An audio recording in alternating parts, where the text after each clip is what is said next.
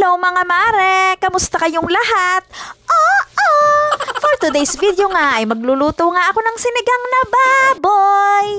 Pumunta nga kami sa palengke dahil parang gusto ko nga humigop naman ng sabaw.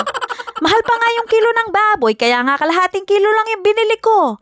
Yung swak na swak nga lang sa budget. Kapag nagluluto nga ako ng sinigang na baboy, yung unang kulo nga ay tinatapon ko muna dahil ayaw ko nga nakikita yung mga bula-bula.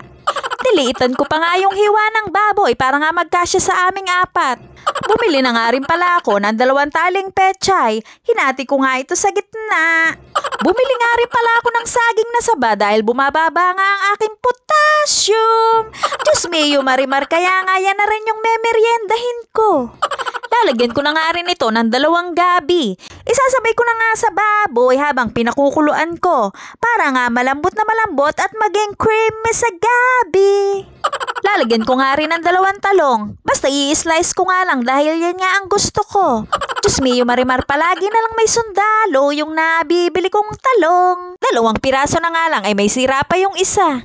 Laking Nueva Ecija nga ako kaya ganyan ako magsigang ng baboy. Yung mga kapampangan nga nilalagay nila sa sinigang na baboy ay kangkong.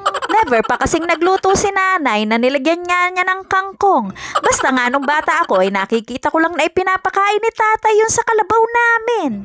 Bumili na rin nga pala ako ng 1 taling okra. Lalagyan ko rin ng 2 sili na hahatiin ko nga sa gitna. At tulad nga ng sinabi ko, lumaki nga ako sa probinsya na maraming kamatis. Kaya lalagyan ko na nga rin ng 3 piraso.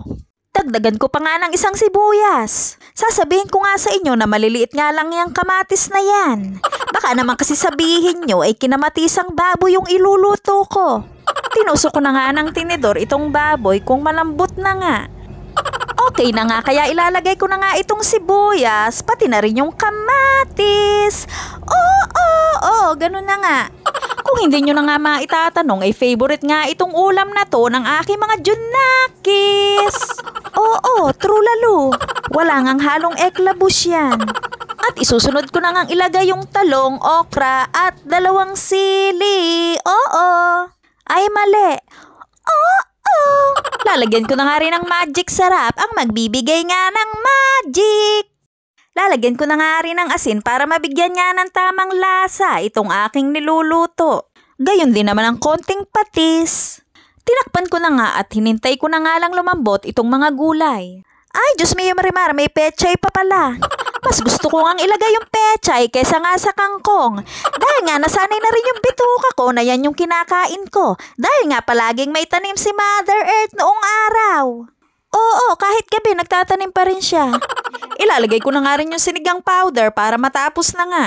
Baka naman kasi pag hindi pa ako natapos, ay maikwento ko pa yung mga ibang tanim ni nanay. Hanggang dito na lang. Thank you for watching. Bye-bye! Paki-follow naman po para hindi po kayo kulangin ng asim.